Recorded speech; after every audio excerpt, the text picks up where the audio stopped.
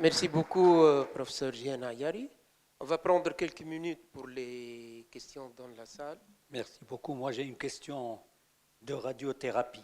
Ben, j'ai une Oui, question voilà, de il y a radio. docteur Kochbet, professeur Kochbet, il peut répondre. D'accord, Douena, merci beaucoup pour cette séance très actualisée. Je félicite les orateurs. Moi, j'ai une question concernant l'irradiation partielle du sein et l'omission de la radiothérapie, surtout chez les personnes âgées et surtout en cas de mastectomie, de luminal et de N0. Et peut-être aussi une question qui avait été abordée à Nantes il y a quelques jours, c'était l'irradiation après traitement néoadjuvant, l'étude Amoros, etc., qui pallie un peu le fait qu'on ne fasse pas de curage axillaire, même si c'est positif, en cas de micro ou même macrométastase. Répondre, même si je ne suis pas l'orateur. Beaucoup de questions. La plus simple, est-ce qu'on peut se passer de la radiothérapie? Pour l'instant, on n'a pas de critères évidents pour le dire. C'est vrai qu'il y a une étude de non-infériorité rétrospective, Lumina, qui a essayé de voir les patientes âgées, luminales, petites tumeurs. Est-ce que le fait de ne pas faire de radiothérapie est équivalent par rapport aux données historiques de contrôle local de 5% à 5 ans? L'étude a été considérée comme positive, même si c'était observationnel et non pas randomisé, sur un petit effectif. Donc c'est vrai que certaines patientes, qu'on n'arrive pas actuellement à bien les définir, peut-être qu'elles n'avaient pas besoin de radiothérapie, une personne très âgée, luminale, petite tumeur, bas grade, pas d'embole. Oui, pourquoi pas, mais c'est au cas par cas.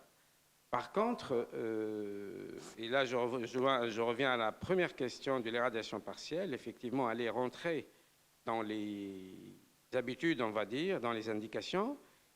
Ces femmes-là, qui pourraient être donc de très bonnes candidates à soit une surveillance ou une radiothérapie partielle peut être aussi une solution. Elle est rapide, sur une semaine, et elle n'a pratiquement pas du tout de toxicité, parce qu'on irradie que le lit tumoral et donc pas de risque mammaire sur l'ensemble du sein ou sur le cœur ou sur le poumon. Donc ça peut être une bonne alternative. Bon, et les radiations pour les ganglions, effectivement, on a tendance maintenant à définir un peu le statut ganglionnaire avant la chimio néoadjuvante. Et donc, pour les patientes qui sont N0, CN0, PN0, pratiquement, on ne les irradie plus en loco-régional si elles sont conservées et non plus pour la radiothérapie pariétale. J'espère que j'ai joué le rôle de Fidel qui s'est absenté au bon moment. Pour échapper aux questions de Siboussen. Elle a des commentaires. Merci à tous les conférenciers. Donc j'ai une petite question. Concernant justement la décision médicale partagée systématique. Donc, oui, justement, c'est une nouveauté. J'aimerais comment va-t-on l'inclure dans nos habitudes, et également vu l'encombrement actuellement des consultations, vu les demandes croissantes de contrôle, est-ce qu'on peut prévoir des consultations à distance téléphonique avec donc l'apanage des anti-CD4-6? Oui, pour la décision médicale partagée, c'est un nouveau concept.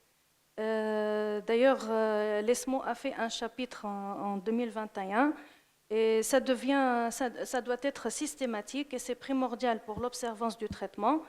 Nous, dans notre consultation, c'est vrai qu'on ne peut pas faire ça à tous les patientes, mais pour les patientes cultivées qui peuvent nous comprendre, on peut le faire.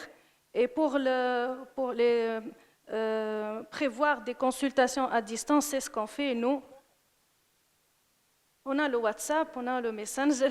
Donc pour des médecins, pour des patientes un peu cultivées, c'est ce qu'on fait, oui.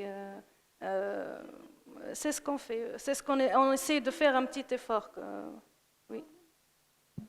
S'il n'y a pas de questions, moi j'ai aussi peut-être un commentaire pour Dr Fehri concernant l'indication de la radiothérapie, on va dire prophylactique pour une patiente ou un patient qui n'est pas symptomatique. Il y a une très belle étude qui a été publiée en septembre 2023 dans le JCO. C'était une étude de phase 2, mais qui a fait un peu de bruit. Elle a été même accompagnée d'un éditorial dans le même numéro. C'était une étude qui a randomisé standard of care versus standard of care et radiothérapie du site métastatique qualifié de haut risque pour des patients asymptomatiques. Ils ont donc défini les hauts risques donc, osseux comme étant soit une grosse lésion osseuse, soit une lésion au niveau des vertèbres, mais dans les zones de charnière, cervico-dorsale ou dorso-lombaire, ou sur les articulations importantes, la hanche ou les sacro-iliaques. Et ils ont trouvé quand même qu'il y a une réduction très significative sur les événements osseux quand on fait cette radiothérapie par rapport à ceux qui n'ont pas eu de la radiothérapie précoce asymptomatique. Et même si c'est un signal et non pas une évidence, un bénéfice sur la survie globale à 2 ans. Donc, une patiente qui a une lésion, même si elle est asymptomatique, mais c'est une lésion à risque, ça serait bien de penser à faire une radiothérapie précoce, prophylactique, même une seule séance de 8 Gray, donc ça ne va pas retarder le traitement systémique, mais ça prévient les événements squelettiques de façon importante, les fractures, les recours à la chirurgie, la compression médulaire. Donc ça peut être aussi une option de penser à faire de la radiothérapie prophylactique pour les patients à haut risque. Je tiens à remercier les organisateurs. On voit que la discipline militaire a payé, puisqu'on a commencé à l'heure, on a fini à l'heure, et on a le temps de même d'un bonus pour la pause. Merci. Il n'y a pas de questions.